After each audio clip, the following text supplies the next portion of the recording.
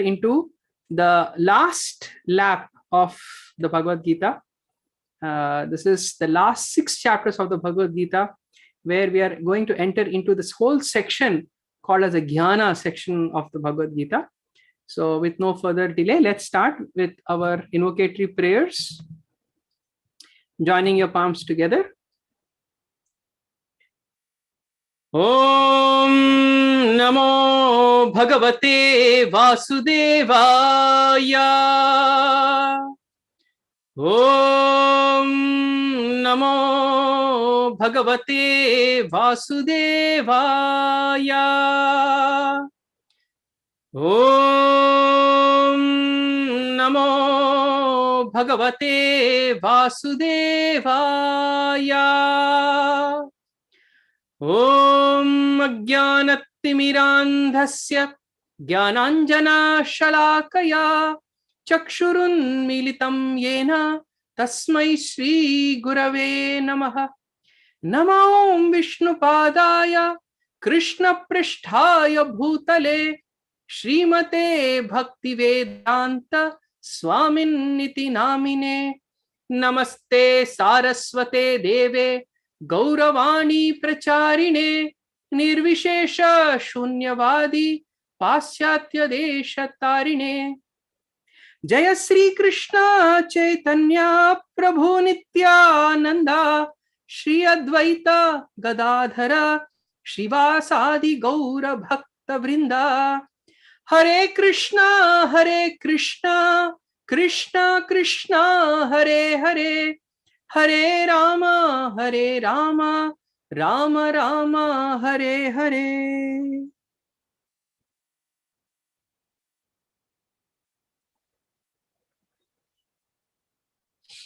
Hare Krishna.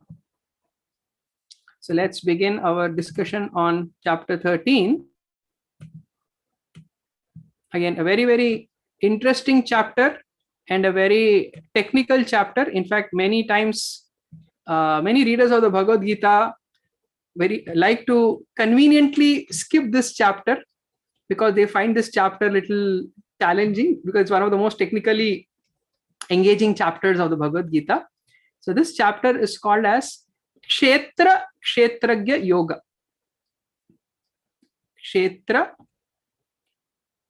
Kshetragya Yoga. Right?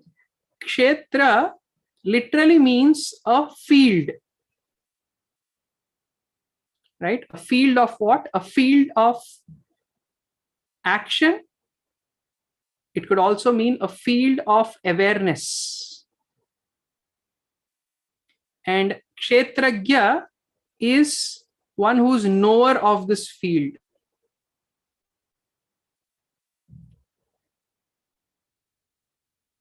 Right?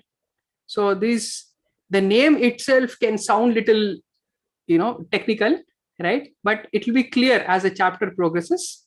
So let's try to understand what is the build up to this particular chapter.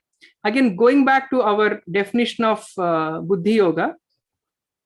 So we defined Buddhi Yoga as there is Karma Yoga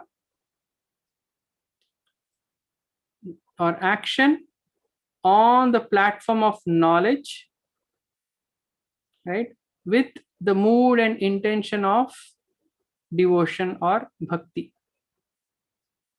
And if you remember, I had mentioned earlier that how this action part was discussed in chapter number 3, the knowledge of work, right? So the jnana has 2 components. One is the knowledge of work.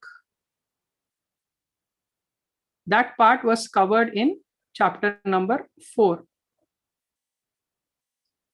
Knowledge of work or karma. Remember, we discussed the concept of karma, vikarma, and akarma, right? There are sakarma, which is positive, work with positive reactions, work with negative reactions, and work with no reactions, right? That science we understood. That was the concepts we understood in chapter number 4. Then this integration we studied in chapter number 5. The how to keep your mind controlled, that was chapter number 6. And from chapter number 7 to 12, we studied again 3 different ways of absorbing our consciousness in Krishna. One through intellectual conviction, meditative absorption, and finally through devotion, through complete devotional absorption. So we studied those 3 levels. Now, technically, Bhagavad Gita is over at this point, right? In fact, we've had multiple endings of Bhagavad Gita. If you remember, I mentioned how in chapter 2, right, in the definition of Buddhi Yoga, Krishna gave the entire Bhagavad Gita. So technically, that was one ending of Bhagavad Gita. In fact, had Arjuna not asked the question in the beginning of 3rd chapter, then technically the Gita would have ended with just 2 chapters, chapter 1 and chapter 2, Gita would have been over. But Arjuna did ask the question, therefore Gita prolonged from chapter number 2 all the way till chapter number 10, right? So that was if you remember, at the end of the Chatushloki Bhagavad Gita, at the end of text number 11, 8, in that particular verse, 8, 9, 10, 11, the Chatushloki, we said these are the 4 most important verses of the Gita, where at that point I said how Krishna, he says, Dadami Buddhi Yogantam, and I enter into the heart, and with the lamplight of knowledge, I destroy this darkness of ignorance. So that was another ending. So let's actually write this down. So the different endings, Gita endings. So one was at the end of chapter number 2. Other one was after 10.11. At that point, Krishna entered into the heart of Arjuna and gave him that moment of epiphany, gave him that realization. So that Arjuna was convinced that, this is what I need to do, right? But still, he asked a question about, oh, Krishna, now I want to see your universal form. And that's when the whole 11th chapter continued. So technically, Gita was also over there. And whatever Arjuna needed to understand, Arjuna understood at the end of 10.11. There are no more doubting questions that Arjuna had. There are some curious questions, but no more doubts in his heart, right? And then at the end of chapter number 12, also was another soft ending of the Bhagavad Gita, because whatever little query Arjuna had, Arjuna was convinced that Krishna, I need to worship you, but how do I worship you? Do I worship your unmanifested impersonal form, or should I worship your personal form? So that we got clarification in the last chapter about what is real bhakti and what are the qualities of a devotee. Those we understood, and that's also another ending of the Bhagavad Gita. That was there in the last section that we discussed. Right now, Arjuna becomes curious about the workings of material nature. So now he's going to ask about a very interesting science about the workings of Prakriti. How exactly does this Jiva work, the living entity? Jiva means the living entity, the soul, the Atma. How does it work in this environment of matter? So workings of Prakriti is the theme that Arjuna is now interested. So technically, or if we may even paraphrase, Arjuna was thinking at this point, oh, Krishna, so I, the soul, am actually this Sach Id Ananda soul, who's not at all bound by matter. So how is it that this free soul, how is it that the free or liberated soul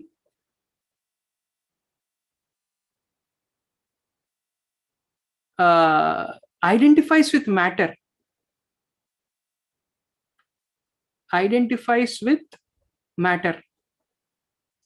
That is a question that Arjuna has, and that is a theme of the 13th chapter of the Bhagavad Gita, right? Or in short, if soul and the soul and matter are like oil and water, which can never mix technically, right? At least easily them, that's a different, but oil and water, they don't mix so easily. opposite in nature. And still, it seems like the soul is so strongly entangled in this body, right? The soul who has a potential of expanding its consciousness to such far wide states of awareness is somehow limiting its awareness to this external body, right? Like all of us, we are aware of what is happening within our own body. Sometimes we are not even aware of that properly. But to whatever limited sense that we are aware of, my field of awareness, now you know the title, where it is coming from. My field of awareness seems to be restricted to this kshetra, to this body, right? And I am that kshetragya, I am the knower of that field, right? How is it that I have become so limited in my awareness, right? It is just like saying that I can see thousands of kilometers, like Superman has his X-ray vision and he can see so far. He can even see through walls. He can see probably even what is happening in a different planet. And I have so much potential. I, the soul, have so much potential, right? How is it that I became so limited in my potential? I became just restricted to this one box, which I'm calling as this human body, or whichever body I'm in, animal body, cockroach body, lizard body, human body. How is it that the soul, whose other name is Purusha, how is it that the Purusha or the soul converts into this limited kshetragya? Kshetragya here means the knower of the body,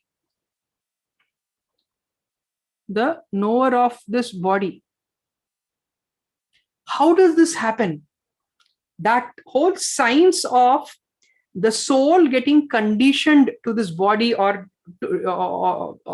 being bound to this body is the main theme of this chapter. And what binds one? What are those invisible chains? What are the invisible chains which are binding us to this body is the theme of the 14 chapters. They are called as the gunas, the prakritis gunas, or the modes of material nature. The gunas are are those shackles which are binding us to this body, which are binding our awareness to this body. And finally, how do I overcome these gunas? How to overcome all of this? How to overcome our limited existence or our limitedness in our existence is the theme of the 15th chapter. So this is how the next 3 chapters are going to unfurl, right? So the main theme of this chapter, and that's why it's a slightly technical chapter.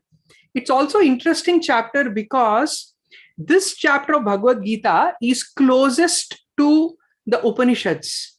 Literally, there are some verses of this chapter which are verbatim repetition of certain verses from the Upanishad, like Shvetashvara Upanishad and Katha Upanishad. There are some verses which are literal verbatim repetitions, right? So that is why this chapter may sound little, it has a tone of the Upanishads, and the Upanishads by nature are slightly complicated books to study. So many times new readers of the Bhagavad Gita find this chapter very challenging or sometimes even very boring to understand.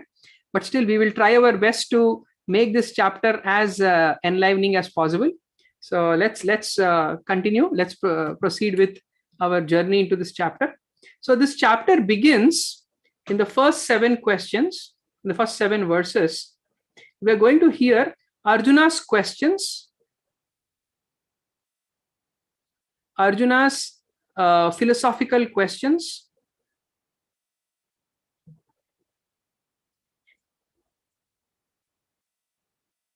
and Krishna's reply.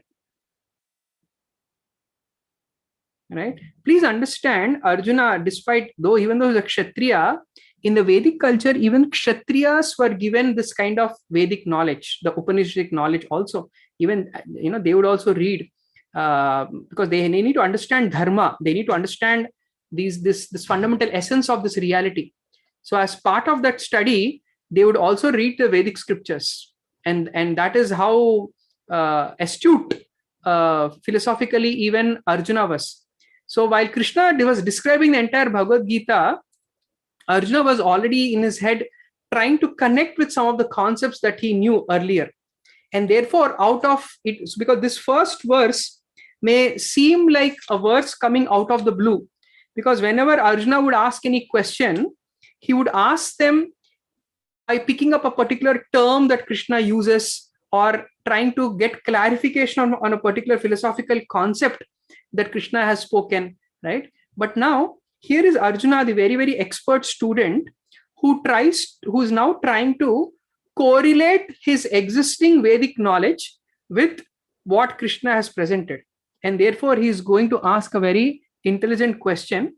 In the first two verses, he asks, Prakritim Purusham Chaiva Kshetra Kshetragam Evacha Etat Veditum Ichchami Jnanam Geyam Cha Keshava. So he's going to ask us 6 questions. So what are the 6 questions? First, he asks, Prakritim Purusham Chaiva. So what is Prakriti? Purusha. What is Purusha? Prakritim Purusham Chaiva Kshetra Kshetragyam Evacha. What is a Kshetra? And what is a Kshetragya, or who is a Kshetragya? Prakritim Purusham Chaiva Kshetra Kshetragyam Evacha Etat Vedtum Ichchami Jnanam Geyam Cha Keshava. What is Jnana, or what is knowledge? And Geyam means the object of knowledge. Right? Jnanam means knowledge, and Geyam means the object of knowledge.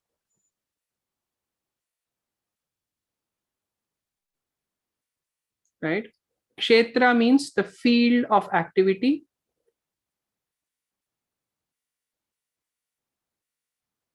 Kshetragya means knower of the field.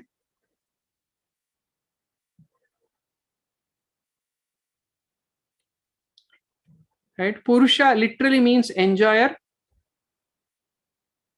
and Prakriti means the enjoyed, that which the Purusha enjoys, like that. So these are the 6 questions. And for a new reader of the Bhagavad Gita, they may wonder, where are these terms coming? I mean, nowhere has Krishna used these terms, right?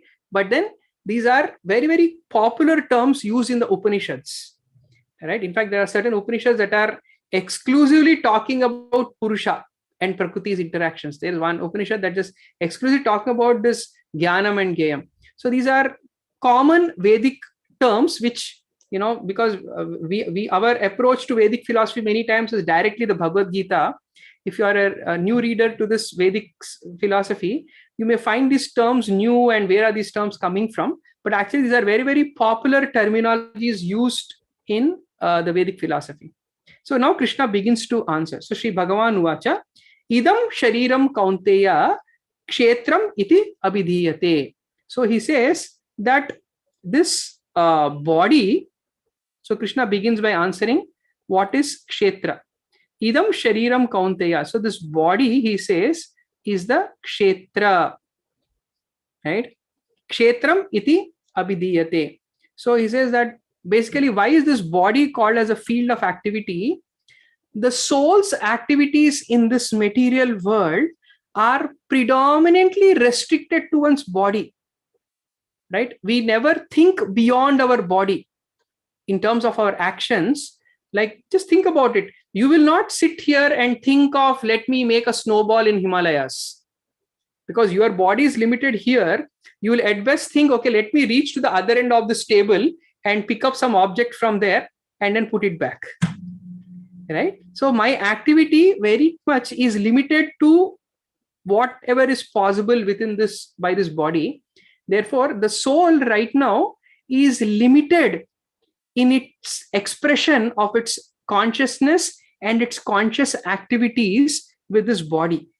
That is what the word kshetra here means. So the body is that field, just like how in a football field, whatever football, whatever sport need to be played, it is played within the boundary of that field. So the body is the boundary for the soul's expression of consciousness, right?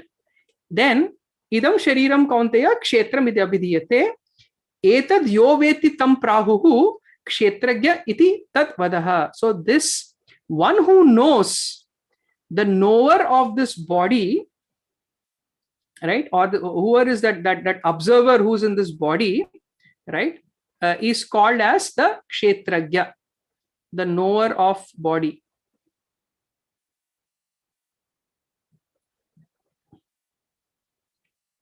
Right. So then he says, very, very important verse, the next one, text 13, text 3.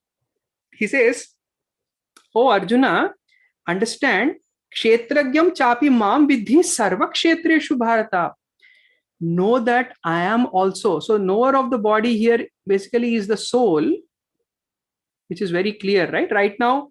So just a small extension of this understanding. Right now, even within this body, on my skin, there are so many bacteria. And even those bacteria also have some life in them, and they also have a soul in them. Even inside my body, in my intestines, there is so much of intestinal bacteria. They also have souls. So within this body, there are many souls who are living. This body is the breeding ground for many souls. But one soul is aware of the actions of this body. That specific soul is me. See how very precise this definition is given. Knower of the body, not the resident of this body, but knower of the body, one who's aware of the body, one who's observing the motions, the activities of this body is called the soul, the resident soul.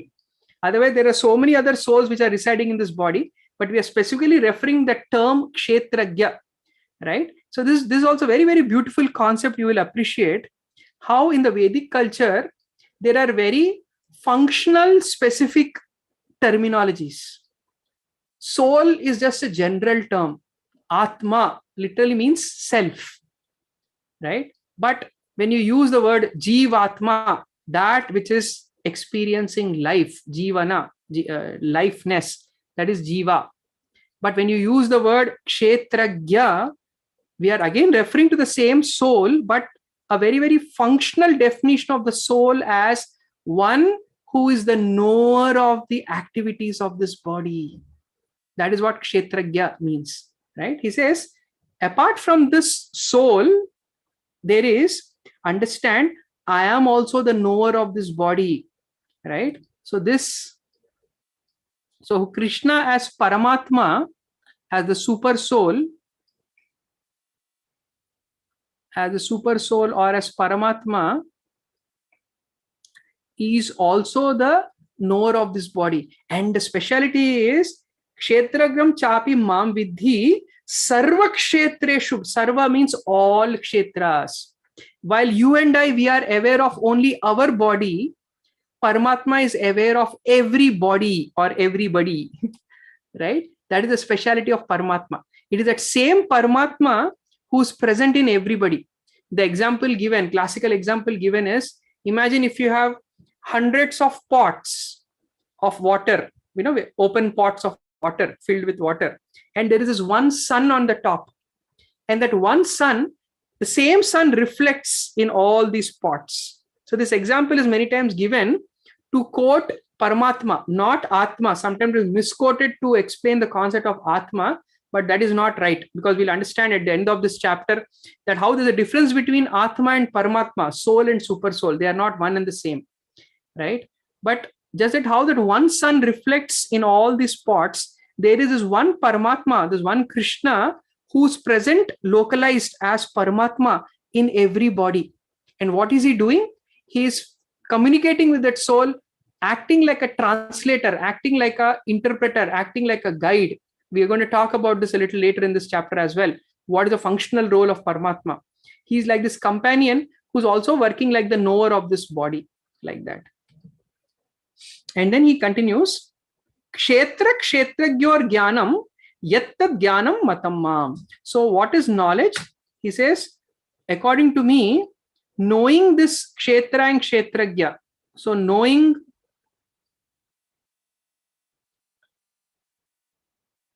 3 and 4 is knowledge.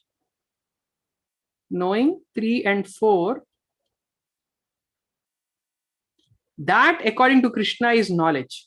So knowledge is not how to build a satellite, or how to make a mobile phone, or how to come up with this beautiful painting, the next Mona Lisa, right? That's not knowledge.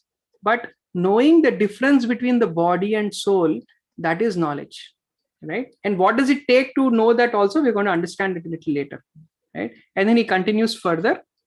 He says, now please hear my brief description of the field of activity, how it is constituted and what its changes are, and so on. So he says, so he's going to talk a little bit more about this kshetra, because I used a very simplified term as body, but kshetra is a little more than that, right? And then he continues, he says, he quoting 13.5, he says, look, Arjuna, don't think this is my speculation. Whatever I'm saying, you can go and verify it. It is there in the Vedas. And this is a very, very interesting theme, that look, Krishna, who is the master of the Vedas, who is the origin of Vedas, himself is quoting the reference of the Vedas, which is a very important theme, because the Vedic culture, more than the words of God, the Vedas are important.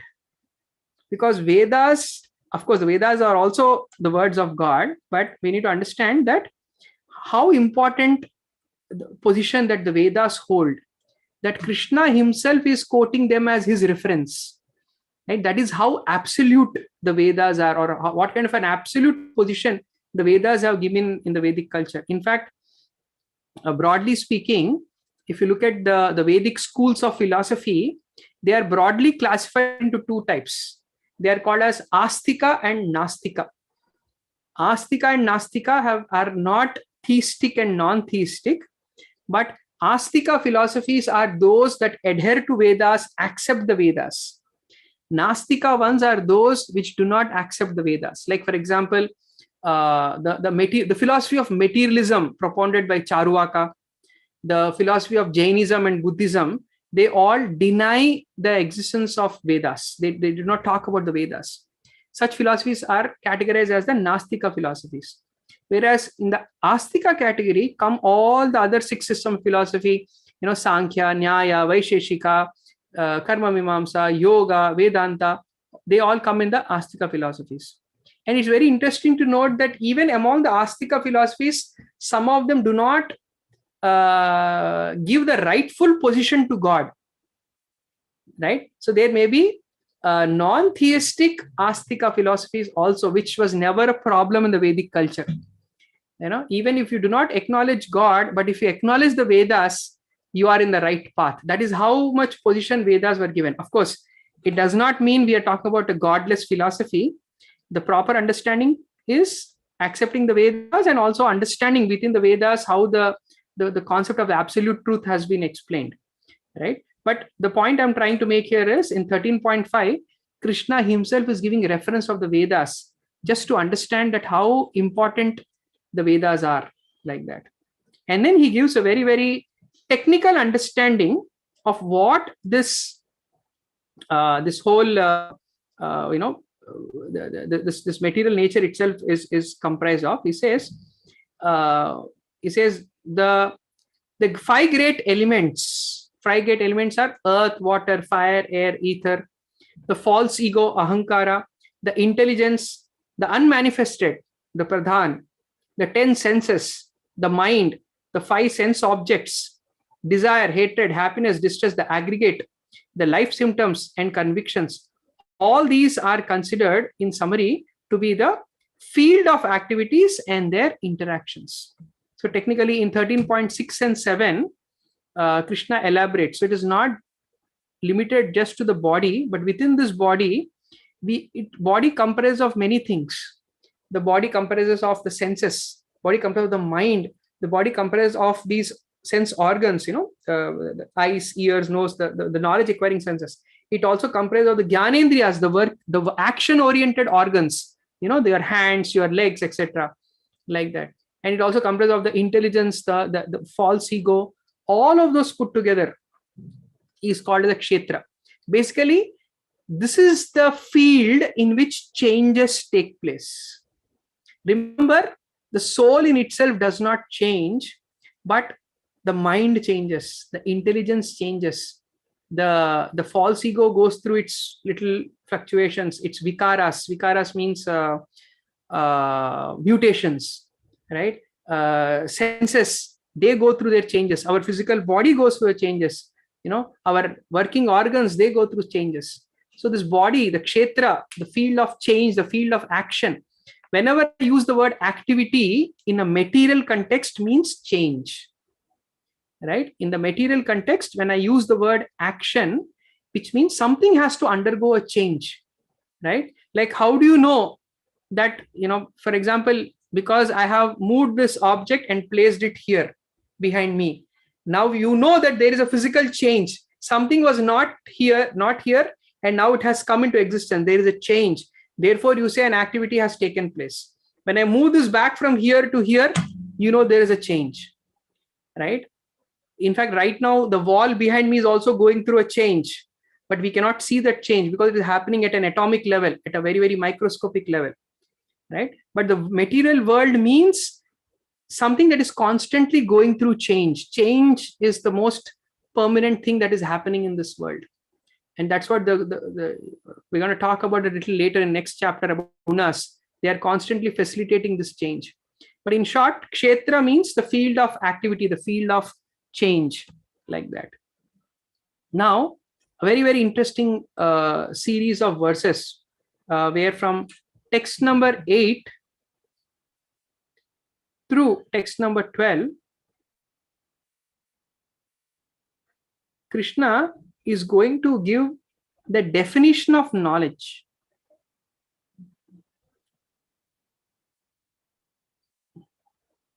He said already that knowing kshetra and kshetragya, knowing the field of activity, which is called the body, and all the mind, everything. When I use the word body, all those things are going through change. The field of activity and the knower of this field of activity, the soul, that is knowledge. But to internalize this knowledge, we need so many other things. What are the things? Very, very beautiful. Krishna talks about certain qualities that we need. What are they? He talks about a whole list of divine qualities.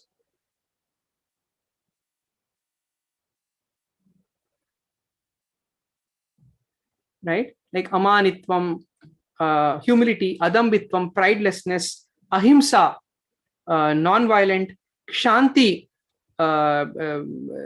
tolerance, arjavam, simplicity, acharyopasanam, approaching a bona fide spiritual master, shaucham, cleanliness, stairyam, steadiness, atma vinigraha, self-control, indriyeshu vairagyam, renunciation of objects of sense gratification, and the list goes on.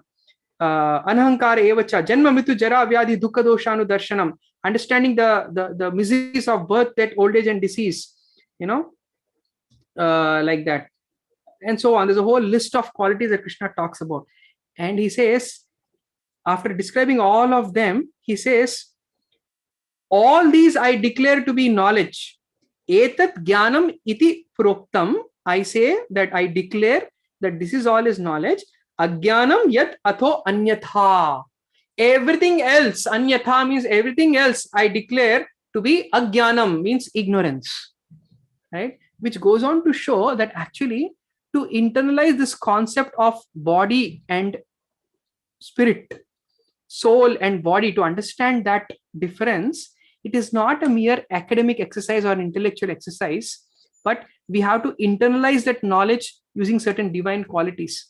That is why even in our 12th chapter discussion as well, we discussed how to be a devotee, to be a spiritualist, does not just mean adhering to certain external traits of devotional practice, but rather to internalize certain values, certain virtues like that, certain devotional virtues like that. So this is also very, very powerful section, right? And then after having described, I'm not going to the details because this is a very, very powerful purport of Srila Prabhupada.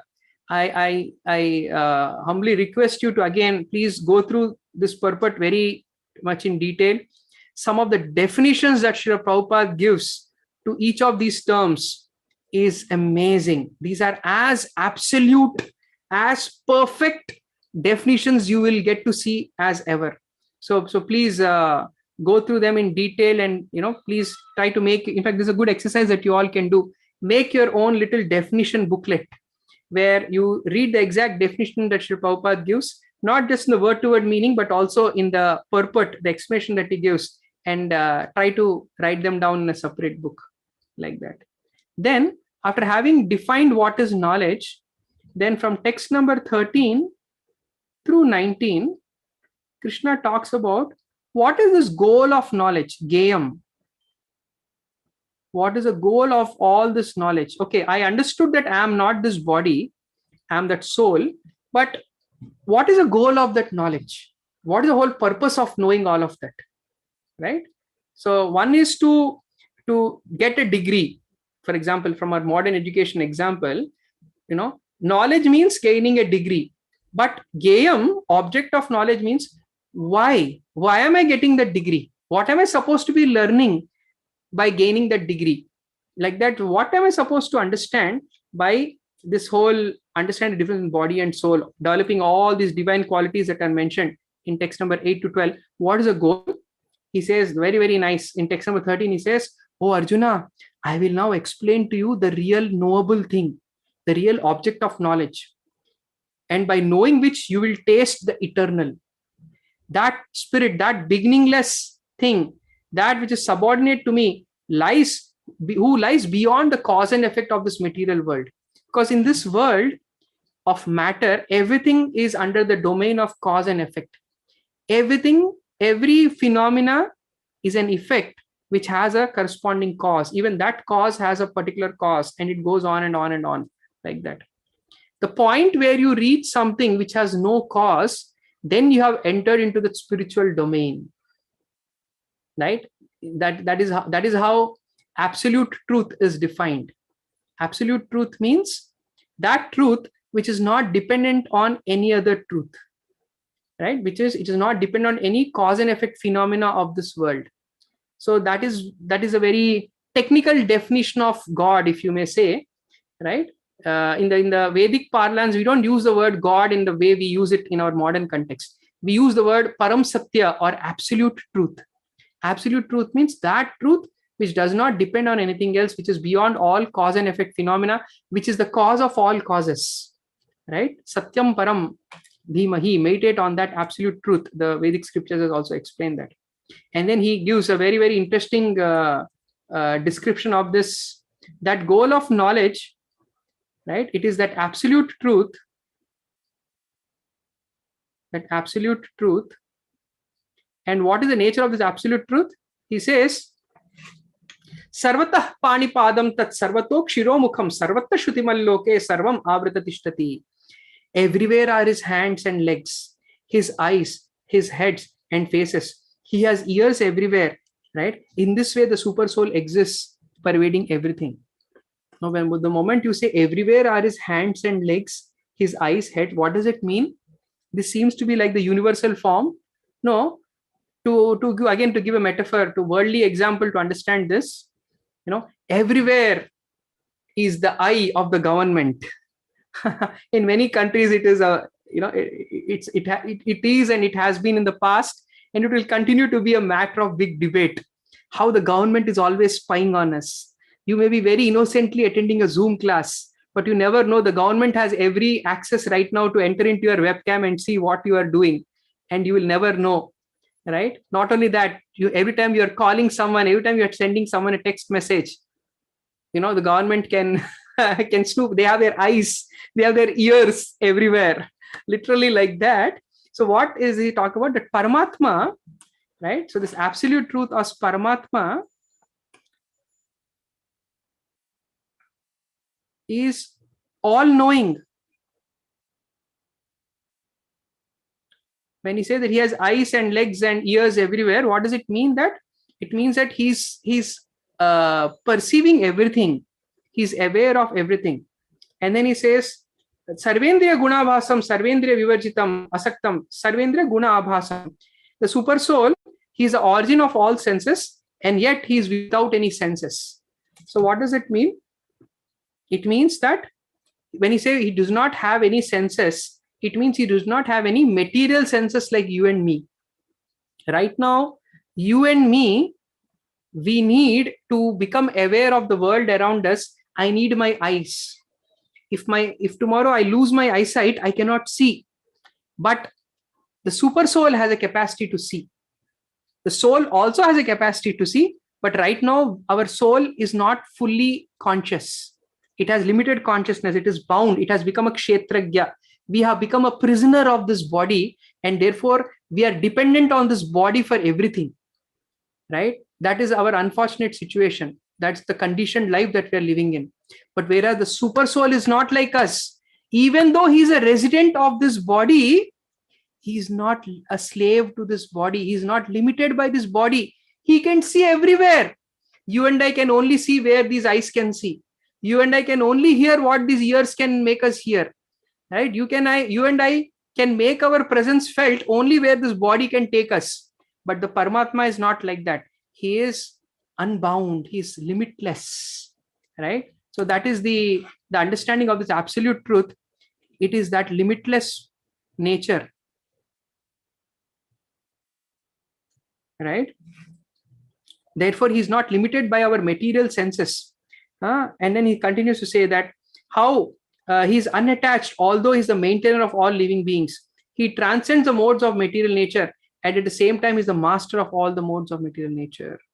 Like that. So not only, so he's also the master of the modes of the sattva, rajas, and tamas. So this is the amazing description given of this Paramatma. If you remember, in the 10th chapter, we discussed how in the end, after describing all the opulence, all the vibhutis, Krishna describes in the last but one verse saying, Arjuna, why to describe all these so many descriptions? By my one fragment, I pervade this entire universe and I'm maintaining them. Yeah, he says, in the last verse, he says, Athava bahutena eva kim gyatena tavarjuna vishtabhyam idam krishtam eka amshena sthito jagat. What there is need, Arjuna, for all this detailed knowledge, with a single fragment of myself, I pervade and support this entire universe. So that single fragment by which Krishna is pervading this entire universe is the Paramatma.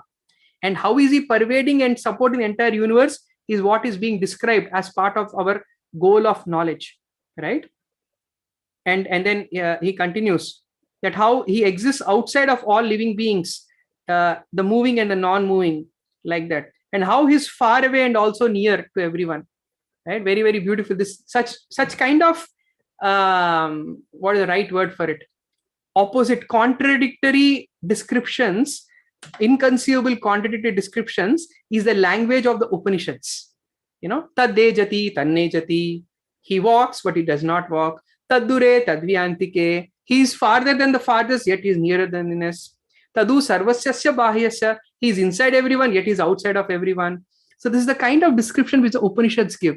So this verse I quoted is from the Isha Upanishad, like that. So that's why I said this chapter is very close to the Upanishadic style of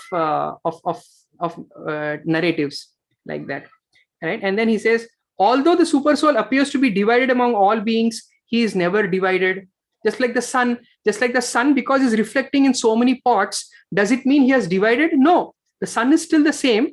His reflection is manifesting in all those pots, like that. Although he is the maintainer of all living entities, he is understood that he devours and develops all, like that. So and so on. A very nice description of all this goal of knowledge is given, like that. And then he says, thus the field of activity is the body, kshetra, knowledge, jnanam, and kshetragyam, the noble, have been described. And he says, only my devotees can understand this thoroughly and thus attain my nature. This is mad bhava yo upapadyate. This is very, very important point. Why are we calling understanding this Paramatma understanding as a goal of knowledge? It's a very hope giving, it's a very important concept for us, because Paramatma is our role model. Let me write this down. Paramatma is our role model. Role model for what? To show how to be within this body, within body, and still not bound. Right? Paramatma is also existing within this body like us, but yet he is not bound to this body. Right? So it is possible to be of this world and of this world. Remember, we discussed this term earlier. How to be OF, how to be part of this world and yet be OFF, of this world, aloof from this world. Paramatma is our role model. And not just Paramatma, great advanced devotees are also in that role. Right? Because they are not, even though we discussed this in the 5th chapter also, Padma Patram Ivambhasa, like the lotus leaf that is untouched by water. Great souls are also living in this world, of this world and of this world, like this Jivan Muktas, this pure devotees, these advanced souls, the great yogis, right, across all traditions. They are living in this world, but they're not getting affected by this world. They're not getting affected by the gunas of this world, Sattva, Rajas, and Tamas. So because they are, literally like Paramatma, how he is in this body and not getting affected, such great souls are also living among us, but still not getting affected by this. So Paramatma is giving us hope. Look, just because you are in this body doesn't mean you have to be bound by it. Your consciousness need not be bound as this kshetra, to this kshetra. Example is given in the Shvetashvatara Upanishad about these 2 birds perched on a tree, but one bird is very, very busy eating the fruits of the tree, and the other bird is very patiently sitting and watching. When will you turn towards me? This example is given where this tree is the body and the fruits on the tree are the results that this body, all the enjoyment that we get from this kshetra, the field of activity. And the bird which is busy enjoying the fruits is the soul, the kshetragya, the jiva kshetragya, who's so busy enjoying. But there's another kshetragya called as Paramatma, who's a silent witness watching that other bird and waiting. Look at me, I am the role model. The reason why you are going through, sometimes when the bird gets a fruit, it enjoys, it thinks it is happy. When it doesn't get the fruit, it becomes sad and morose. Right? And it is going through its own swings of happiness and distress, success and failure, heat and cold, fame and infamy, right? But it is not able to come to that state of being truly who it is. And that is what Paramatma is teaching us. Therefore, Paramatma is the goal of that knowledge, that Geyam, right? So we have to write here that this Geyam, the answer for us here is the Paramatma. Right? So we got one more answer. So we understood kshetra, kshetragya, jnanam, and geyam. Right? So now our discussion is going to change. So from text number 20 onwards, Krishna is going to talk, right, about this Purusha and Prakriti. So text number 20 to 24, we are going to specifically talk about this entanglement of Purusha and Prakriti.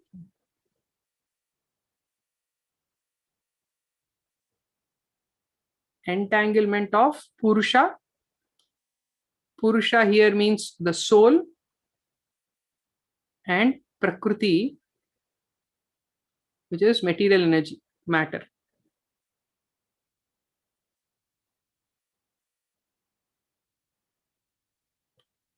All right.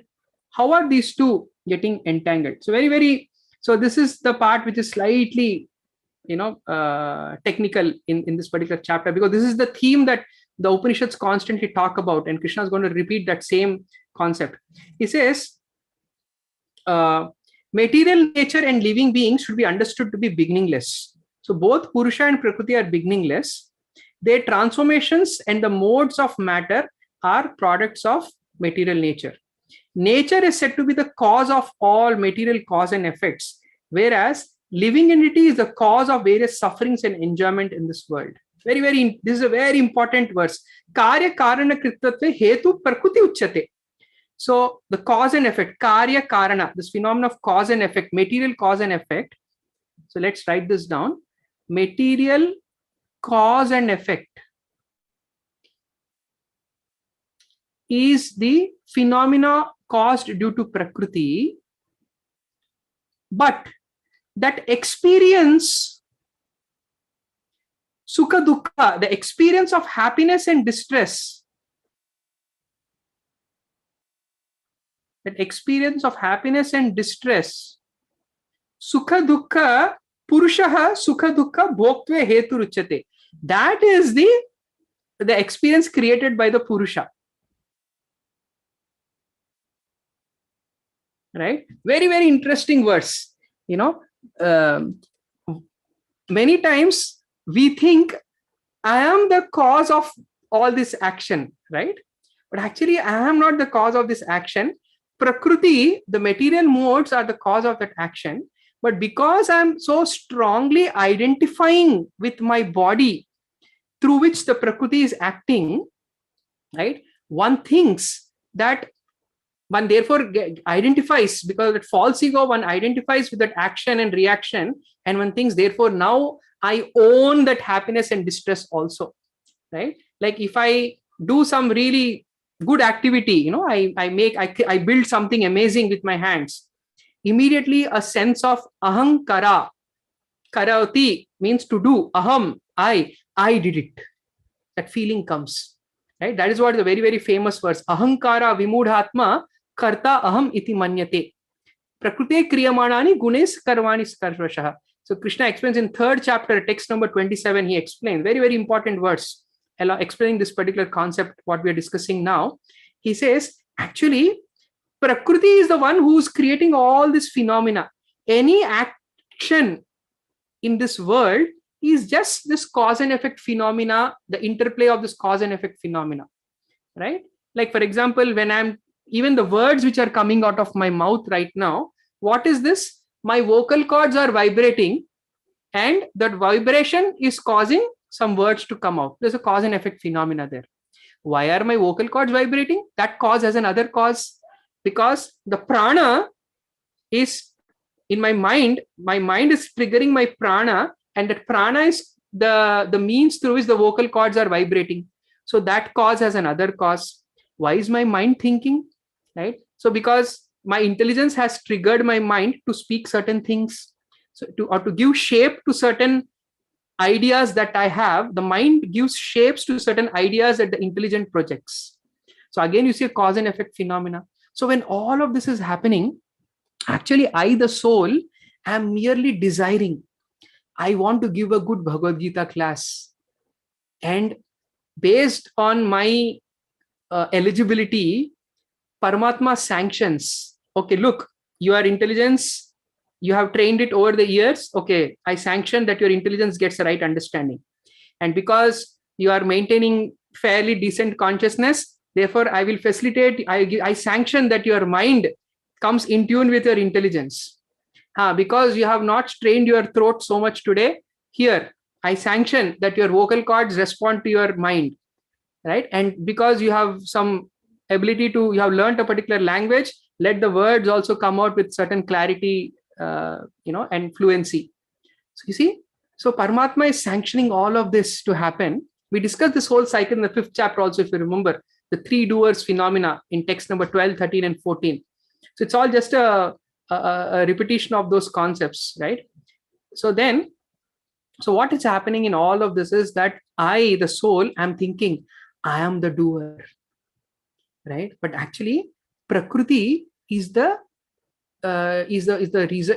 cause of, is the source of all this cause and effect phenomena. But because I the Purusha, I am so strongly, because of my false ego identifying with them, the resultant happiness and distress, I start owning them. If I give a good class, I become happy. If I goof up, I become sad. Right? That is what ahankar does. Ahankara vimudhatma karta aham iti manyate. That ahankar makes me think that I am the doer, and therefore that experience of happiness and distress is the ownership of because of the ownership of the Purusha. The moment the Purusha becomes disconnected, when that ahankara gets purified, then one really understands that actually Prakriti is the one who is doing. Then one becomes just a silent witness within this body. So this is a very, very important phenomenon. So the so-called suffering, happiness, and distress, right? It is because we are clinging on to them.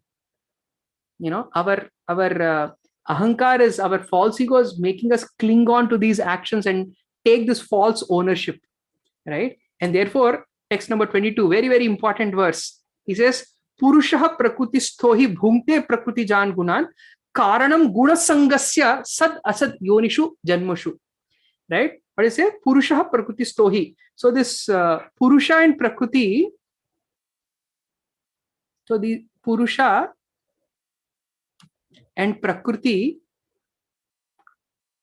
bhungte, right? So the living entity in material nature, thus following this way of life, enjoys the three modes of material nature. This is due to his karanam gunasangas. So the gunas are like these shackles which is binding the Purusha and Prakriti together. Right? And this understanding of these gunas and what exactly, how are these gunas? When I use the word shackle, again, understand, don't literally think, oh, inside there are some chains binding the soul to the body. It's not like that. What it means is my consciousness, my awareness right now is bound to matter. That is what I call as material consciousness. So the moment the Purusha gets bound to Prakriti, the Purusha becomes a kshetragya, a prisoner of this body. And that is the main theme of this chapter. How does this Purusha become a prisoner to this body? Because the karanam gunasangasya, the gunas are binding one to this Prakriti. The moment I break free from these gunas, I am free from the influence of Prakriti, even though I am living in this body. Like Paramatma, my role model. You see, so far in the Bhagavad Gita, we spoke about detached action, detached engagement. It all sounds nice and cool. But what is the science? How can anyone be in this body, work with this body, and not get attached? Karanam gunasangasya. If I know, actually this whole bound state, this attachment which is binding me is because of the gunas, because of my ahankara, because of my gunas, I am falsely identifying with Prakriti and I'm getting bound to Prakriti. The moment I break those shackles of the gunas, then even though I'm in this body, I'm functioning within this body, I'm living in this world, in this material world, but still I am not going to get affected by Prakriti. Now you see why this chapter is so important. When I said earlier, in the 4th chapter, we only understood the concept of karma, vikarma, and akarma. And akarma, I said, is neutral actions, non-reactionary actions. The word may sound good, but what is the science behind that non-reactionary work is explained in these chapters, 13th, 14th, and eventually 15th. So that is for these chapters are slightly jnana type. They're very intellectual chapters, but actually it is very important. Otherwise, why would Krishna talk about them in the Bhagavad Gita? He could have ended the Bhagavad Gita in 12th chapter. Oh, become my devotee, chant Hare Krishna and be happy. But what is important is also that we need to understand this whole dynamics of how the Purusha is being bound to Prakriti. And therefore, moment you become bound to this Prakriti, you, the unlimited Purusha, you, the soul, who also is unlimited, who has vast range of awareness and consciousness, somehow we become a prisoner and we limit our awareness to just this kshetra, to this body, to this field of activity which we call as the body, and we become limited, right? So this therefore this section is very, very powerful section, right? And then he continues further. Yet in this body there is another transcendental enjoyer, right? Who is the supreme properator, upadrushta, anumanta, bharta, bhokta, maheshwaraha, paramatmeti cha api ukto dehesmin purusha paraha. So within this body, so all of this is within happening in this body, right? So if I may put a body here, right? Within this body made of Prakriti, there is another Purusha, but this Purusha is not bound by the gunas. He is the Purusha Paraha. He is the Purusha Para, or the supreme person, or the super soul. And what is a role, or what is a job description? What is the functional description of this Paramatma? Upadrushta, he is the overseer. Anumanta, facilitator. Bharta, the master. Bhokta, enjoyer. Maheshwaraha, the supreme controller. So what is the Paramatma doing? Basically, Paramatma is like that eternal companion of the Purusha, the eternal translator of Purusha, the soul, our translator, our interpreter in this foreign land called as material world. The spirit soul does not understand the language of matter. This is a total alien environment. It's a foreign environment for us. We do not know how to be here. Therefore, we need an eternal translator with us who understands both the language of spirit and matter, because that's what super soul is. He is the master of Prakriti. He is also the master of us, the Purushas, Maheshwara, Bharta, right? So because of that, he is acting as this invisible via media, facilitating the Purusha's interaction with Prakriti, because the Purusha right now is bound to this gunas. Why is he bound? This is a very, very deep topic, but our acharyas explain, just like how the Supreme Lord has his infinite free will, it's called Swarat, he's supremely independent. The Purusha, being a tiny reflection of that Supreme Lord, also has some independence, and that is called limited free will. And because of misuse of that free will, the Purusha becomes bound to Prakriti. That is why he is called as Tataksha Shakti, or marginal energy. Tataksha means intermediate, which means he can be under the influence of Lord's spiritual energy, that is in liberated state, or he can be under the influence of his worldly energy, conditioned energy, right? That is the conditioned life, like that, right? So anyway, so moving ahead like that. So he explains, therefore, one who understands this philosophy concerning the material nature, Prakriti, and the living entity, Purusha, and the gunas, their interactions, such a person is sure to gain liberation. He will not take birth here again, regardless of his present position. Understand? If I just if I can understand this concept of how the gunas are binding me, shackling me to this Prakriti, and if I understand how, if I can become like the super soul, detached, even though in this body, but not bound to this Prakriti, if I can transcend the three modes of material nature, then I will attain liberation. So that is why this science is very, very important.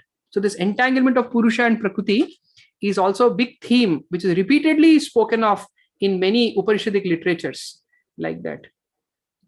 And now Krishna continues for the remainder of this chapter. In fact, all these verses which I just quoted, they also have their own verbatim, repetitions in the various Upanishadic literatures. That's why, I said this is the Upanishadic chapter. So from text number 25 through 35, Krishna is going to talk about how to realize this Paramatma then. If it is important for me to get out of this entanglement, I need to realize that Paramatma, my role model, right? So how to realize the Paramatma? right? So just very quickly going back and filling those two answers that we left here. So Prakriti here means what? The entire material nature, the material energy. And Purusha here means that soul, the limitless soul, the Atman, the Jiva, like that. Which is different from the Paramatma. So then how do I realize this Paramatma? He says, some perceive the super soul through meditation. So one way of perceiving the super soul is through meditation. This is what we discussed already as the Dhyana Yoga aspect or Ashtanga Yoga. The perfect devotional Ashtanga yogi, he sees the Paramatma within the heart, and that is how he experiences that unlimitedness, right? Kechid Atmanam Atmana. And some through cultivation of knowledge. Other method is through cultivation of knowledge. So this is what a Jnana Yogi does. And then he says, others still through working without fruitive desires. So working without fruitive desires. Right? That is a Nishkama Karma that we discussed already. Nishkama Karma Yoga. So now you understand why Krishna spoke about these methods in the first 6 chapters, right? If you understand what is the difference between science and technology, if science are those fundamental concepts, technology is the application of that science. So the first 6 chapters, Krishna gave the technology of spirituality. Now in the last 6 chapters, he's going to talk about the science of spirituality, right? Therefore, the application, the technology part is the karma, the science part is the jnana. And when you integrate these two, then comes the bhakti aspect, which is what we discuss in the middle, which is what is linking both. For the transition, for the science to translate into technology, we need a strong purpose. That is the bhakti aspect. So that is how beautifully the Bhagavad Gita is also arranged like that. So it talks about these 3. And then he continues, text number 26, he says, and then there are those who, even though not very fully conversant with with the spiritual knowledge, they worship the Supreme Person upon hearing from him from others. So basically, here where one worships the Lord,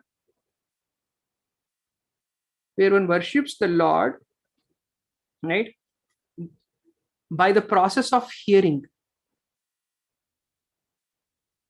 by the process of shravanam or hearing. And this is what a bhakti yogi does. So this is what the process of bhakti yoga is. Bhakti yoga, it begins with shravanam. Shravanam, kirtanam, Vishnu smaranam.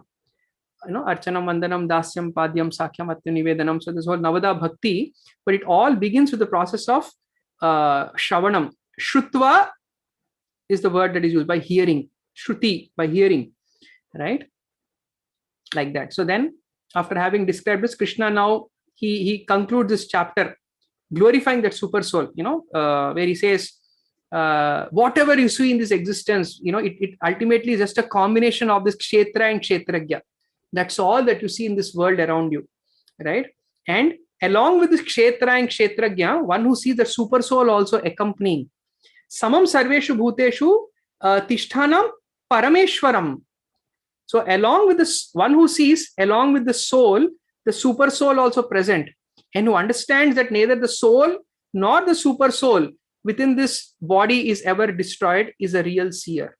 So this is a very important verse, text number 28, where Krishna is clearly distinguishing the difference between soul and super soul, like that, because there are some interpreters of this particular chapter, because the word Purusha is used, and Purusha is a word also referring to the Lord. In this chapter, you can see equivocally when the Kshetragya word is used, both soul and super soul, because they reside in the body, sometimes there's an overlap in that understanding. So sometimes some people, they try to misinterpret this chapter, saying that soul and super soul are the same. but this is a verse within the same chapter which talks about the distinction between the soul and the super soul. That. And then he says, such a person never degrades himself, like that, and so on. So that's he with the next few verses he glorifies this particular understanding of the super soul, right? And then he gives a very beautiful example also, just like how the sky does not mix with anything, although it is present here. Similarly, the soul, although which is situated in Brahman vision, it does not mix with this body, although situated in this body, like that. Therefore, as the sun alone illuminates all the universe, so does the living entity, one within this body, illuminates his entire body by consciousness. In fact, otherwise, this body is just an accumulation of ignorance. There is nothing so exciting about this body, right? It's in fact, it is designed to give you so much of pain and hardship. But because the presence of the soul, everything becomes so alive in it, right? That's why it is described, as soon as the soul leaves the body becomes so heavy. The soul is what that is making this whole sense of liveness, and that's what makes us light as well, like that. So, and then he continues that those who see with the eyes of knowledge the difference between body, the knower of the body, can also understand this process of liberation from bondage in material nature and thus attain one's supreme goal. Basically reiterating that point, that how it is so important for us to understand. So this entanglement of Purusha and Prakriti section, these 4 verses from 20 to 24 are the key theme of this chapter. Understanding that how that soul, which is different from Prakriti, just like how the sky is different from everything, but still because of ahankara, one gets entangled with these gunas, right? And then or shackles oneself to Prakriti by these shackles called as gunas and identifies with them. And by this process of either meditation, cultivation of knowledge, by working with the fruitive desires, or by worshipping to the Lord with the devotional understanding, starting with hearing, one is able to disconnect and disentangle oneself and attain to that perfected state of liberation, like that. All right. So this is the main theme of this particular chapter. So like I said, it's a slightly technical, complicated chapter, but very, very interesting chapter, because this is the whole science behind the technology that we studied so far in the Bhagavad Gita. Let me quickly summarize what we discussed. So this chapter, Kshetra Kshetragya Yoga, it is a yoga of understanding the difference between body and spirit. Kshetra, the body, and Kshetragya, the knower of this body or the soul, right? And this whole section is talking now, elaborating more along the theme of Jnana, because we straight away just understood how to use this mobile phone called as spirituality. But what are the inner workings of the technology of that mobile phone, the spiritual technology, that science, and beginning with the science of workings of Prakriti is a theme that we're going to see from this chapter on, like that. So in the next chapter, we will see about how these gunas work. That's also going to be a very, very interesting theme. So Arjuna begins this chapter by asking some technical questions based on his own understanding of his study of the Vedas. What are those? Purusha, Prakriti, Kshetra, Kshetragya, Jnanam, Geyam. So we saw the answers. Prakriti means is material energy. Purusha means the soul. Kshetra means again the body and all its, the body, mind, all the things that are undergoing transformations, right? So it's a very, very technical understanding, functional definition of Kshetra, that which is going through change, that field where activities are happening. And the soul who is conscious of those activities happening in that field is the Kshetragya, right? And knowing the difference between these two is Jnanam. And Geyam means that knowing that Paramatma, knowing the object of that knowledge, that Paramatma. And when we understand that this Purusha right now has become that limited Kshetragya because of the shackles of the gunas, and because of that ahankar and that gunas, when one breaks that shackles, one will be liberated, and just because Paramatma is not bound to this body, even though he's a Kshetragya, he still remains as the Param Purusha or the Purusha Paraha, right? Therefore, we also, by taking Paramatma as our role model, we need to come to that state of our Purusha-ness, our original state as a soul. But to do that, that to know the difference in body and spirit, I need to imbibe certain qualities that Krishna spoke from text number 8 to 12. And we also need to understand that knowing all these qualities, humility, tolerance, ahimsa, non-violence, arjavam, simplicity, all these things, developing those qualities in themselves is not the real goal. When you know that you are in that frame of consciousness where you start to perceive the presence of Paramatma, because he is my role model whom I should follow, right? And then we saw this whole entanglement of Purusha and Prakriti, how Prakriti is the source of all this cause and effect phenomena. Or in other words, Prakriti is the doer of all these activities. But the Purusha ends up clinging on to that action because of its false ego, and therefore experiences this happiness and distress. Happiness and distress is not Prakriti forcing things upon us. Happiness and distress is because we are clinging on to Prakriti's actions and we are owning those actions, and therefore we go through our cycles of happiness and distress. And that gunas are those shackles which are binding us, right? And what are these gunas and how to break free from this is a whole theme that Krishna is going to talk exclusively in the 14th chapter. And how to realize that Paramatma, we saw those 4 particular methods of meditation: Dhyana Yoga, Jnana Yoga, Nishkama Karma Yoga, and Bhakti Yoga. And Krishna, he very explicitly spoke about in text number 28 the difference between soul and super soul, how they are not to be seen as one. There is a distinction between them. All right, so let's end our discussion here and let's see if anybody has any questions or comments. There's already a question. Arvindji, would you like to ask your question? Yeah. Hare Krishna, Prabhu. Hari Bol. Thank you very much. It was a very beautiful class. I learned that our role model should be our Paramatma. That was a important thing I learned. Right. So I have 2 questions. Question 1 is that I want to know, like, Paramatma is a facilitator and Prakriti is like a facility provider. Right. Very good. So I want to understand, like, nowadays we see that there are so many people who are undergoing through depression and they ultimately do suicides. So how come, like, Paramatma sanctions this, and that human body, people have got human body which is very rare, so they are doing it. So how to understand this thing? Right. Okay. Let's take that question first. So see, this is the role of an upadrishta, overseer, right? To give you a better example, think of Paramatma. Traditionally in the banks there used to be a teller counter where you get the money. There's also a person sitting at the teller counter gives you that money. So what Paramatma does is he's like this very, very neutral, observer who, when you go with a check saying, I want to encash this check for 1 lakh rupees, the person sitting in the teller counter will just see, okay, how much bank balance do you have? Okay, you have 1 lakh rupees, here, take your 1 lakh rupees and go. If you don't have, sorry sir, your check has bounced, we cannot fulfill your request. So what is that bank balance? Is your karmic bank balance, your ability to do things. So Paramatma is just a very neutral facilitator that way, right? So therefore, when people do some unfortunate acts like that, you have to understand that they are just misusing their abilities.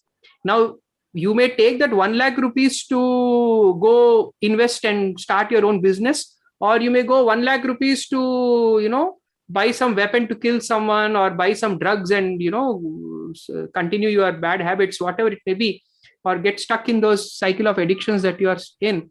So that person, the teller counter, is not going to ask you. So Paramatma plays that neutral role. However, when one becomes very devotionally minded, suddenly the teller counter transforms like your mother or your father. And then when he sees, hey, check has come, immediately the person says, hey, why do you need 1 lakh rupees? What are you going to do with this? So there, it's more personal intervention. So when Krishna, for a pure devotee, or even for an advanced devotee, he becomes, Krishna takes over the role of Paramatma. There, what you are saying, that intervention comes. But for ordinary people, he still remains just a neutral facilitator saying, if this is what you want, if this is your karma is allowing you to do, then here, I'm just a neutral facilitator, I'm going to do it. But be ready, every action that you do is going to create a reaction, and that is going to affect your bank balance. Your karmic bank balance is going to get affected. That is the neutral role in which Paramatma is. Does it make sense? Yes. Thank you, Prabhu. Yeah. But why? But those people don't know about the knowledge what they are doing, and Paramatma is sanctioning those things. So if someone doesn't have a knowledge of breaking the rules, he doesn't know the rules only, and he broke the rules, and he's suffering for that. So it's just he's appearing for exam which he doesn't have studied only. So that is why I get understand. Yeah. It's again, it's also a little complicated situation to understand, because just because in some countries, for example, recently somebody told me about this, like poppy seeds, which are very common spice that is used in India, it's legal. But if you go to the Middle East with poppy seeds, they are going to immediately arrest you, because it's considered like an intoxication, like a drug, and you will be immediately jailed. Now you cannot say, hey, I don't know the rules here, and you should release me. So innocence is never an excuse given in the court of law, right? So likewise, yes, the material nature has certain laws, and when you break them, we get the reaction, right? However, going one step behind that, it may seem that in this lifetime one may not know those particular laws, but many times what happens is we put ourselves in that situation in this life, perhaps due to misuse of our knowledge from the previous life. So it's a whole cycle that we are stuck in. Therefore, it's not so straightforward. So, but I understand. Maybe you can look at it this way, out of empathy, that you can use whatever influence that you have and ability that you have in spreading that awareness to as many people as possible, so that people also become responsible and they learn to exercise their choice in the right way, so they don't get incriminated further. Yes. Thank you very much. Yeah. All right. Thank you. That is the right solution. Yeah. Right. Okay, Prabhu. Thank you. And next question is I was going through Bhagavad Gita, and there was a mention in this that there are 24 elements. Right. This Kshetra contains 24 elements. So there is 5 great elements: earth, water, fire, air, ether. So other 5 knowledge acquiring senses, 5 working senses, and 5 sense objects. Mind, intelligence, false ego, and pradhan. So there are 5 great elements are there. So earth, water, from there only we got this eyes, ears, nose. So why it is differently separately categorized? Okay. So I have this device called as a phone. But until there is the phoneness of a phone does not just come in its hardware, but more so comes from the software and the functionality programmed in it. So the software and functionality is different from the physical hardware.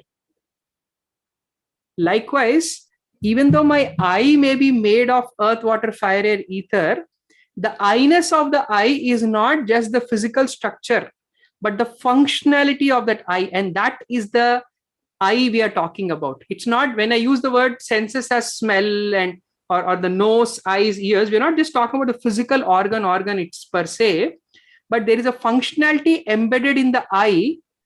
If I may use the word eye-ness, the nose-ness, the ear-ness, that is the sense we are talking about, which is different from the physical elements, right? So that is a subtle level to which we are analyzing matter and material energy. That is how those 24 elements are formed, like that. And everything emanates from Pradhan only. So Pradhan is also there, and other elements which are originated from Pradhan is also there. Right. Good question. So how are we making these classifications? Like for example, in the modern periodic table, if you're aware, there are, I think, 118 elements or something, right?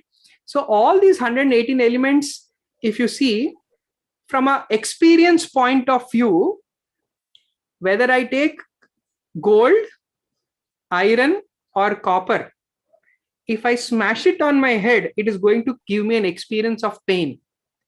Therefore, all the solids for me are the same. They are the bhutattva, earth element. Earth means all solid elements. Earth does not just mean earth, soil, dirt. That's not earth. Earth means anything that is solid in nature. Likewise, all the chlorine, iodine, bromine, water, all the liquid states are jalatattva or water. Everything that is fiery in nature is the fire. Everything that is gaseous in nature is, hydrogen, helium, all of them come in the air category. So when we are talking, so the solids are nothing like the liquids. So when we classify those 24 elements, though everything is ultimately coming from pradhana and its transformations and mutations, but ontologically speaking, ontology means the theory of being. From the way they create an experience for you, they are different.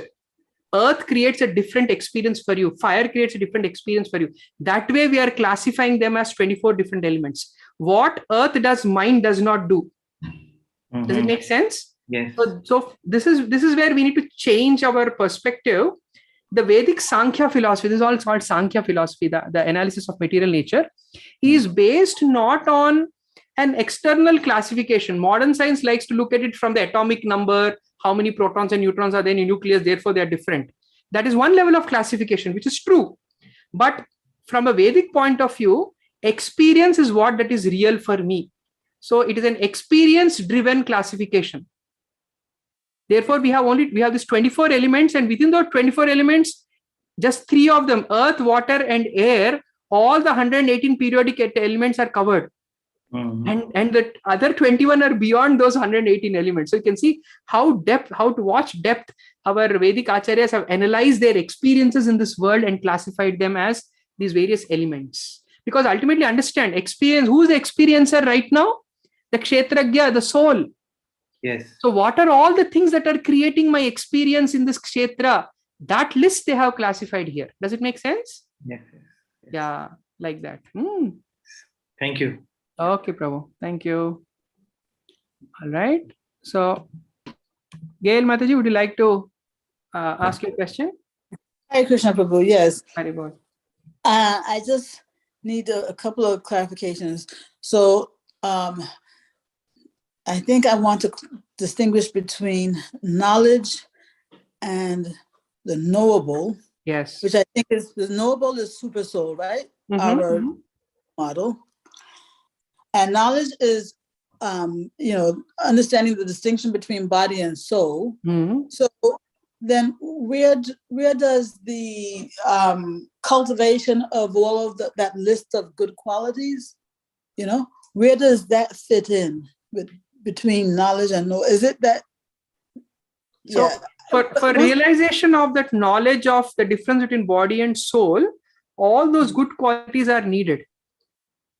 Okay. When I imbibe those good qualities, like I said even yesterday, that knowing difference between body and soul or spirituality per se is not an academic process, but it is an internal transformative process. So when I imbibe those qualities, then one develops, then one develops to understand the difference between body and spirit. Therefore, the knowing the difference between the kshetra and kshetragya is only possible when I imbibe all those qualities from text number 8 to 12. So that is also part of knowledge. Yes. Yes. Okay. And also, after doing that, just knowing that I am not this body, I am the spirit is also not the goal. The real noble is the Paramatma, beyond the soul, like that. Yeah. Thank you. And also, we can only, because we identify with this body, we can only perceive what our senses allow us to perceive, basically. So if we weren't delimited to this body, and since we are not omniscient, then what would we actually be able to perceive beyond the the allowance of this body. Oh, once you are aloof from this body, you can experience Krishna's love sitting here. You can experience the love of the whole world sitting here. That is the characteristic of a pure devotee, right? Sitting here, he can connect to every single soul, and not just connect, he can also, just by his or her good wishes, such an advanced devotee can pacify the whole world. That is the reach to which the soul's love can spread to everyone. And not just that way, even in terms of their cognizance, not just the Ananda aspect, even from the Chit aspect. The soul has three aspects, right? Sat, Chit and Ananda. So not just from the Ananda aspect of love, but also from the Chit aspect, the soul can become cognizant of the sufferings of the whole world. Great devotees like Srila Prabhupada, many times he would exhibit some of these qualities, where he would know, what a particular devotee was going through, or what he will go through, and he would prepare such a person, or even bless him by protecting him beforehand. Of course, at the same time, the free will of that person is also there. But such great souls, they are not ordinary in their understanding of this world and their perception of the world and their dealings with the world. Yeah. So, like right now, I can only see up to the wall in front of me. I can't see beyond it. So if I weren't delimited to this body, that doesn't mean that I would necessarily all of a sudden be able to see through walls. No, not necessarily. That's, it's not referring to maybe, let's say, gross physical perceptions, right? Okay. Well, let's go one step back. What do you mean by seeing? Seeing means not just you don't see when the senses, there are so many things. Sometimes you are looking at something, or let's say you are so busy watching television or something, and somebody calls out your name, but you don't hear because your consciousness is right now absorbed. Even though your ears heard it, you have not allowed yourself the experience of hearing that sound. Or in other words, perception is nothing but allowing certain experiences of the soul. So when I say see through the wall, right now, because of my limited senses, I cannot create myself the experience of what lies beyond that wall. But when an advanced soul, when I say that they can see something very far, it means that experience that you and I get when I see someone walking from, say my best friend is walking through the corridor, and I look at them from the corridor, I feel happy. Oh, my best friend is coming. I'm going to reunite, with that person. The same experience one gets even though when the person is far away, beyond the perception limits of one's senses. Like that. Does it make sense? You will get that same feeling because, how do you know that person is coming? How do you know right now that the person is standing in front of you? Because now in our limited state, only when the senses catch a particular image and that image creates some resonance with my mind, the past memories of my mind, you say, oh, this is Mr. Tom. Okay, fine. Oh, Tom, he's my best friend. Therefore, you experience happiness. But that same Mr. Tom, when he's standing somewhere even far away, right? You will experience their presence. That's what it means. Right? The same, just as factual as it is for somebody to stand in front of you, with the same effect, you can also see you can feel the presence of that other person. Right? Also, in certain cases, right, this is how even these advanced siddhis also work.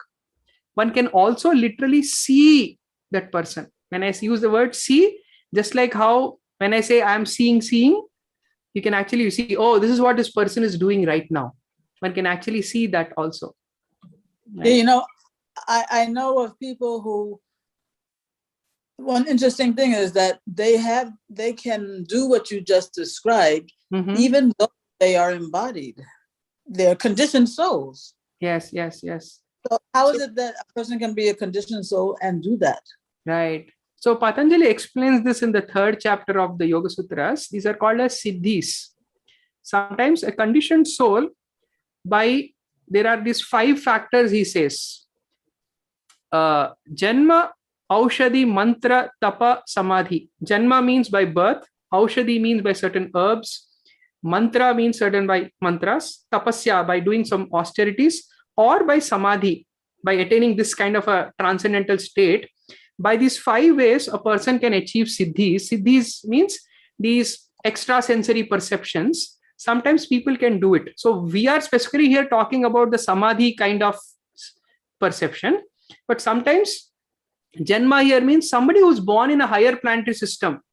Somebody born in Swargaloka will have higher level of sense awareness. Sometimes by certain mantras can activate some of those. So yes, it is possible. Sometimes you will see some oracles and some people in this world who may look like very ordinary people. They also are fearful of death. They also are conditioned. They also are influenced with the gunas. But it's just a little extra skill that they are blessed with, because of certain external factors. It is possible. Like some of us may have some exceptional memory power. Some of us can just hear something once and remember it. Right? So sometimes due to certain past life influences, one may be blessed with certain skills. That is also possible. But here we are not talking about such cases. We are specifically talking about cases where one has the soul realization has happened and the soul's full potency is causing these kind of awarenesses to take place. Mm-hmm. Okay, Prabhu, thank you. And about happiness and distress, there's a little fuzziness there for me, because I understand you're saying that we cause it by identification with the body and claiming, possession of our activities or so on. Mm-hmm.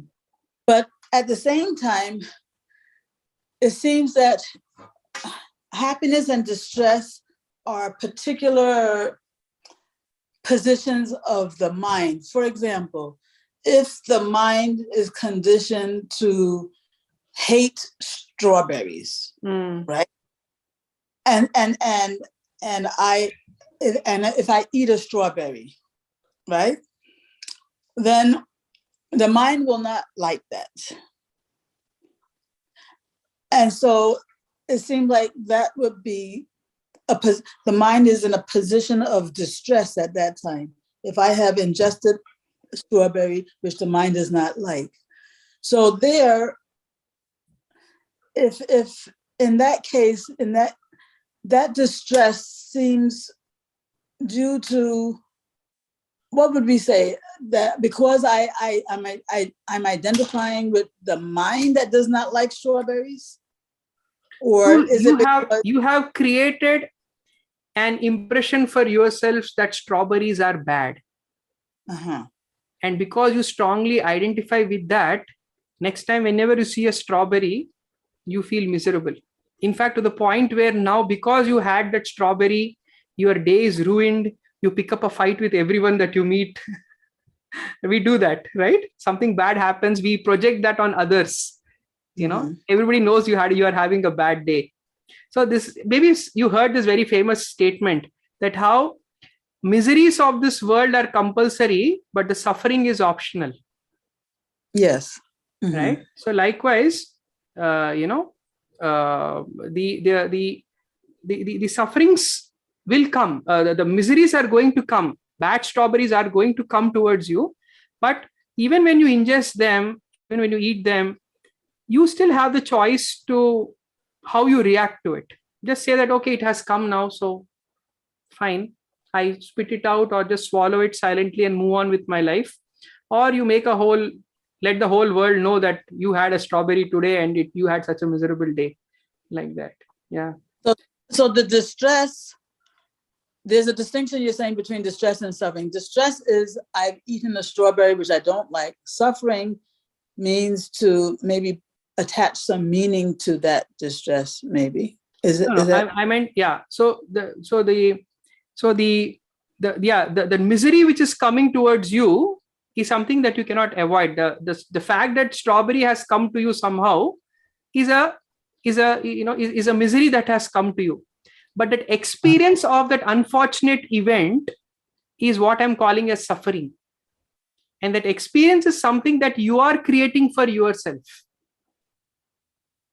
Yes, this experience, because the strawberry tastes bad to me, but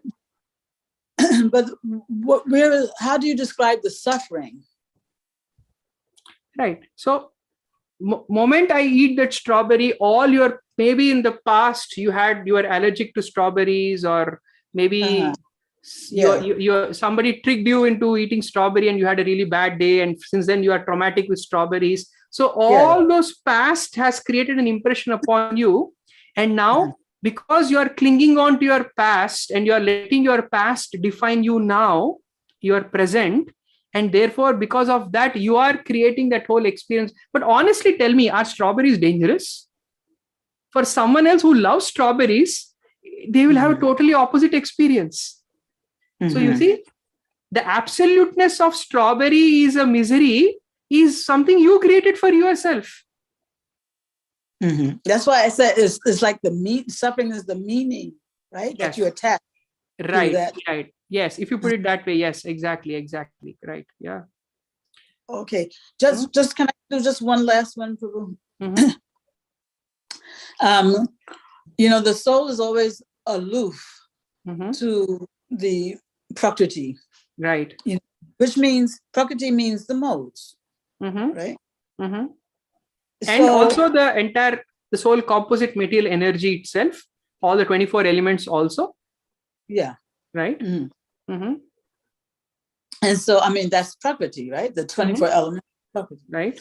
So when we say, therefore, that, due to our identification with the with matter, we are bound by the modes. So I think we're never literally, right, bound to Prakriti. So what does it in practical terms mean to say that the modes bind us? Like, if I'm attached to my family, if I'm attached to my car, which are the modes, my family members are the modes, their bodies anyway. Right. So when we say that these modes bind us, right. I understand identification. That's the whole theme of our next chapter. So we're going to talk about this. Krishna himself is going to answer your question tomorrow. How the modes work. What do I mean by the conditioning of the modes? We're going to talk about that in our discussion tomorrow. We'll start with that theme. So just hold on for another 22 hours. Okay. All right. Thank you all so much for joining us. Again, we went over time, but I hope you enjoyed this very, very technically engaging chapter. So let's now conclude with our concluding prayers. Joining your palms together. Om Sahana Vavatu Sahano Bhunattu Sahaviryam Karavavahai Tejasvinavadhitamastu Ma Vidvishavahai. Om Shanti Shanti Shanti. Jaya Sri Krishna Chaitanya Prabhu Nityananda Shri Advaita Gadadhara Shrivasadi Gaura Bhakta Vrinda.